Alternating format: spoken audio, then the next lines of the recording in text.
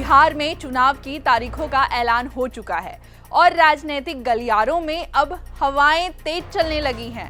हर एक पार्टी उम्मीदवार अपनी उम्मीदवारी को लेकर अब सामने आ रहा है और धीरे धीरे एक एक उम्मीदवार की दावेदारी से भी पर्दे खुलते जा रहे हैं।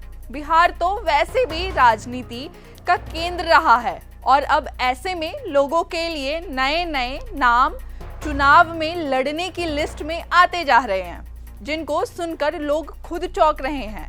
बिहार में इस बार मैदान में कई फिल्मी कलाकार और फेमस पर्सनालिटी भी उतरे हैं। बीते दिन पवन सिंह का नाम आया है और अब कयास लगाया जा रहा है कि मिथिला की बेटी मैथिली ठाकुर भी इस बार चुनाव लड़ सकती हैं।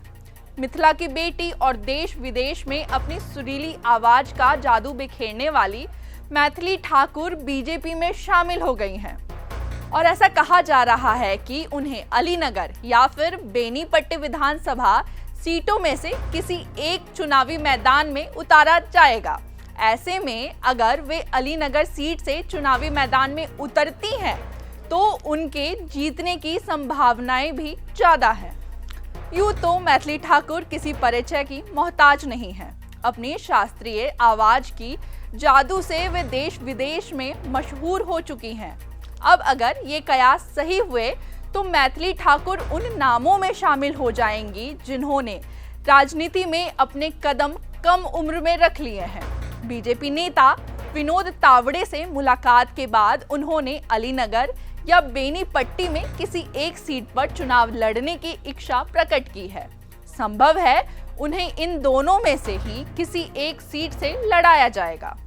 मैथिली मिथिला की बेटी हैं और बेनीपट्टी की रहने वाली हैं, इसलिए उनकी पूरी कोशिश रहेगी कि ये उसी सीट से चुनाव लड़े। लेकिन पार्टी की मंशा अलीनगर से लड़ने की ज्यादा हो रही है।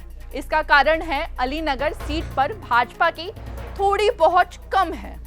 आपको बता दें कि अलीनगर विधानसभा सीट 2008 में बनी। यह सीट एक समय में कांग्रेस का गढ़ माना जाता था। उसके बाद से यहां मुकेश साहनी का दबदबा था, लेकिन बीजेपी छोड़ने के बाद यह सीट भी हाथों से फिसल गई। बाद में चुनाव में जातीय समीकरण में बीजेपी पूरी तरह कामयाब नहीं हो पाई और इसलिए यहां से कोई उनका उम्मीदवार चुनाव भी नहीं जीत पाया। बता दें कि अलीनगर सीट पर ब्राह्मणों की आबादी बहुत अधिक है। दूसरी ओर यादवों का भी वोट है। अब मैथिली ठाकुर को यहां से चुनाव लड़वाया जाएगा, जो कि बेहद चर्चा का विषय बना है। इसलिए भी है क्योंकि यहां ब्राह्मण स्थानीय हैं, इसलिए उन्हें लगभग 80 से 90% ब्राह्मणों का मत मिलना तय है। दूसरी तरफ बात करें तो ओबीसी और दलित वोटों की अच्छी खासी संख्या उनके खाते में आ सकती है। चूंकि मैथिली बेहद चर्चित हैं, इसलिए ये आस पड़ोस की सीट पर भी असर डाल सकती है और अन्य जातियों का वोट भी खींच सकती हैं। इसलिए अलीनगर की फिसलती हुई सीट पर मैथिली ठाकुर बीजेपी की गारंटी साबित हो सकती हैं।